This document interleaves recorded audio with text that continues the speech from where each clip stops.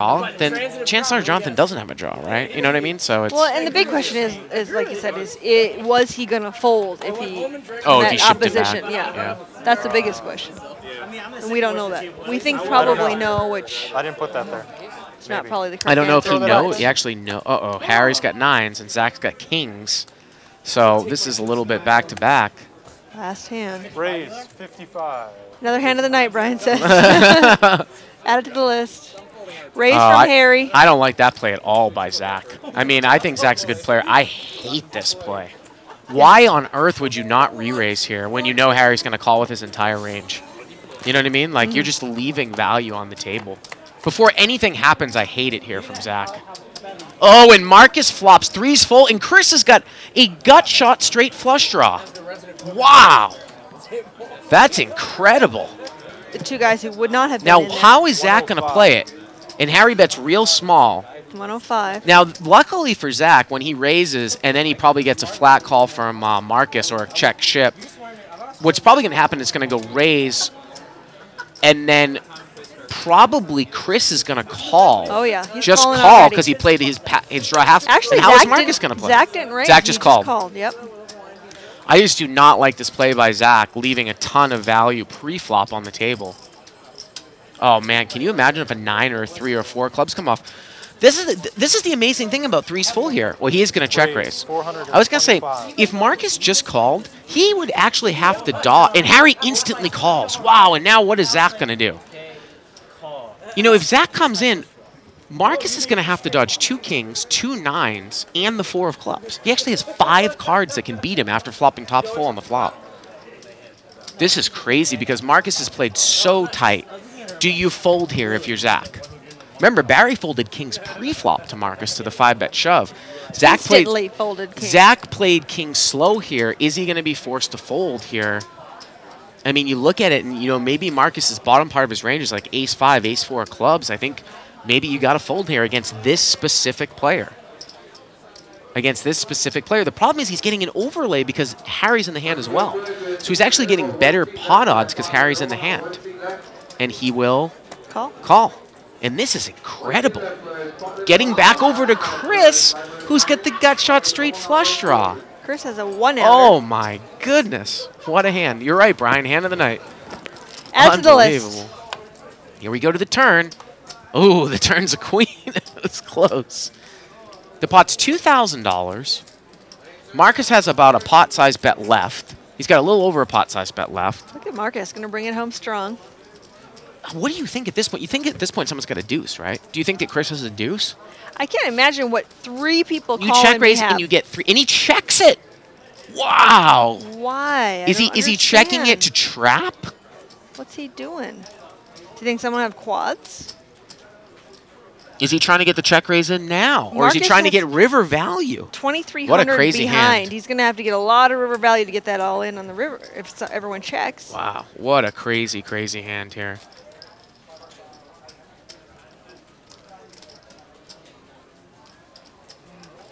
Harry checks over to Zach. And now for Zach, it's like, well, does Zach think he's got the best of it now after the check raise? I think if I'm in Zach's spot, I probably would bet here. Yeah, it looks like he's gonna. I mean, wouldn't you? You might not overcall. I'm gonna bet. I'm not gonna bet a massive amount, but I am gonna bet. 425. He bets 425. Very small bet, and I probably would be along the same lines.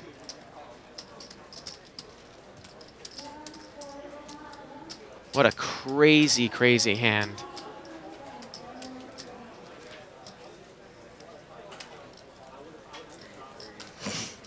Chris saying, oh my gosh, what did I get myself into?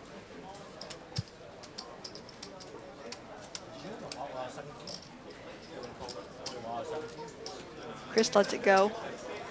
Well, let's see. Is he gonna check ship?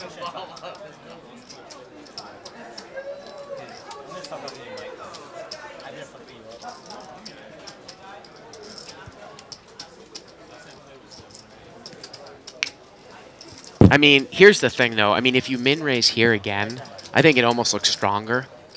I think it's almost, it's weird. Like, hey, I'm not a fan of slow playing. I don't know if it's a check call or a check ship, but I don't like to make it like 800 here.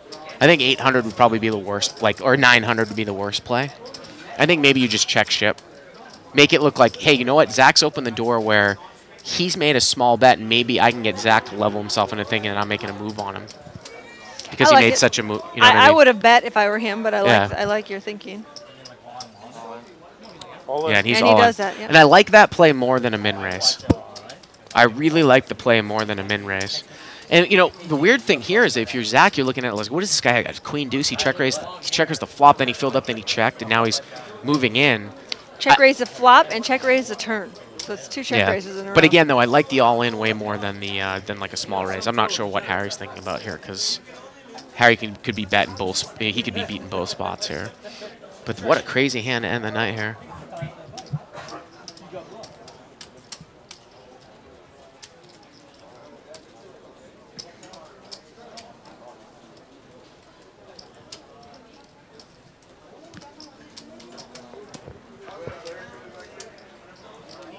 It's an all-in. Harry's still thinking. He's asking Zach how much Zach is playing. Well, it's 23.30 for Harry to basically call cold, but it's going to be 1,900 for Zach to call. So Zach's going to be getting about maybe 2.5 to 1. The only thing I will say, though, is that it's just, I mean, have we seen is Marcus double check raising the turn as a bluff? Yeah, You know? I think so. I would definitely take a flip from you. Which is part of the reason why it's probably better for him to just come out and bet the turn. He's probably trying to find the weak. He wants. If I'm in his spot, I'm trying to get with my image what looks the weakest. And double check raising is not looking the weakest. Double check raising looks extremely strong.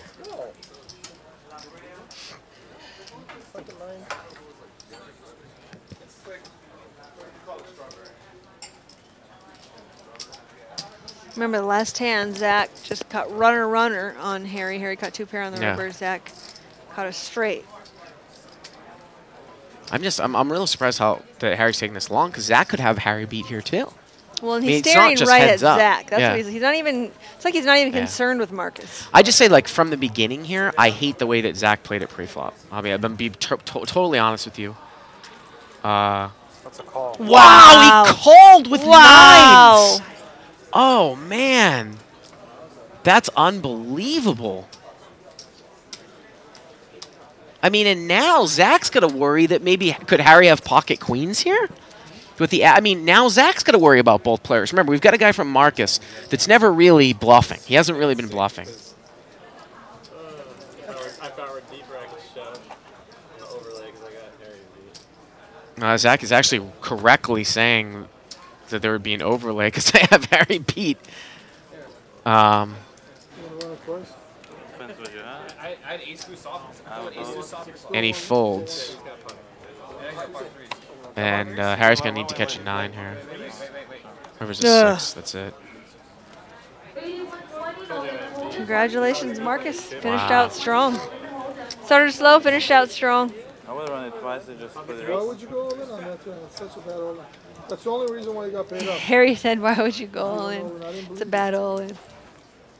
Well, I mean, it's kind of what I said, too. I said, I think an all-in looks weaker than a min double check raise, but I would rather just, I would lead out on the turn.